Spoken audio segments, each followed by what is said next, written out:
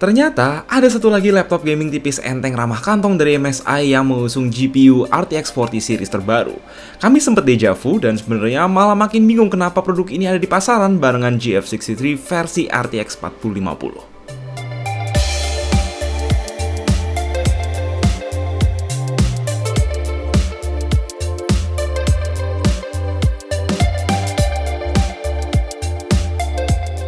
Setelah tahun lalu MSI ngeluarin laptop entry level yang pakai tema Jepangan bernama Katana, tahun ini mereka membuka 2023 dengan laptop yang bernama Cyborg.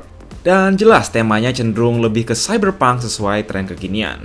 Kelihatan banget ini terinspirasi ROG Strix series gitu ya.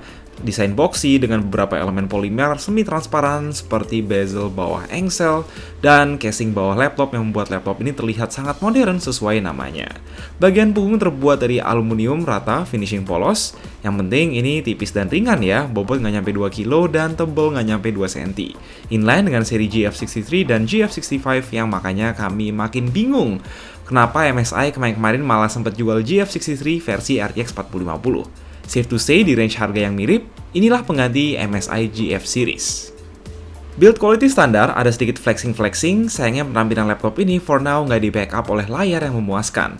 Karena panel IPS level 144Hz Full HD di sini masih punya game mode sebatas 60% sRGB guys.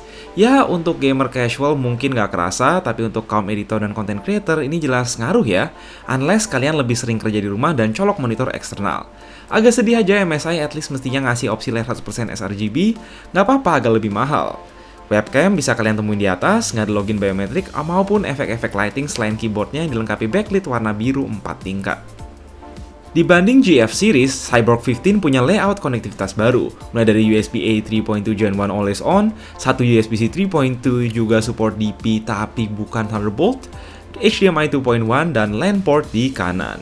Di kiri menyisakan slot gembok, satu lagi USB-A 3.2 Gen 1, serta combo audio jack. Wi-Fi-nya masih Wi-Fi 6 biasa, dan untuk kebanyakan user itu cukup lah. Nah, yang bikin kami bingung sejak awal itu adalah fakta bahwa Cyborg 15 baseline ini juga punya jeroan yang practically sama dengan GeForce 63, yaitu mulai dari Core i5 12450H, belum di-upgrade ke Gen 13, RTX 4050 6GB yang sama-sama TGP 45W, bahkan layout coolingnya hampir nggak berubah sama sekali. Terdiri dari sistem single fan yang ngebuang kedua heatsink, dilayani beberapa heat pipe ke CPU sekaligus GPU. Mengingat ini nanti ada varian RTX 4060, kami agak skeptis apakah cooling ini nanti bisa ngehandle kombinasi CPU dan GPU yang lebih sangar. RAM bawaannya untung udah dual channel DDR5 16GB yang upgradable up to 64GB, di samping satu slot NVMe 4.0 yang udah keisi SSD 512GB speed standar. Sayang banget ini nggak ditambahin slot SSD kedua. As far as performa CPU, ya i5 12450H ini nothing special. Tentu lebih kenceng dari i7 generasi 10, performa relatif konsisten. Untuk kerjaan dan gaming standar ini mencukupi kok, meski ya nggak lebih dari itu. Bahkan di Cinebench R23 dan Blender ini masih head to head lah sama i7 11700 Rocket Lake yang ada di Axio Pongo. Lalu gimana soal RTX 4050? No surprise dengan TGP 45W yang sama, hasilnya jelas nggak berbeda versus 4050 di GeForce 63. Still, untuk sekedar gaming 1080p, performanya yang mendekati RTX 3060 ini sangat mumpuni. Hampir semua game lancar di setting ultra, dan kami cukup yakin makin kesini user casual nggak butuh GPU high-end buat main game dengan lancar kalau resolusinya cuma Full HD atau QHD gitu. Ini dengan daya maksimal nggak nyampe 50W tanpa max switch sekalipun, sebuah GPU gaming entry level tahun 2023 udah bisa ngeluarin performa memuaskan.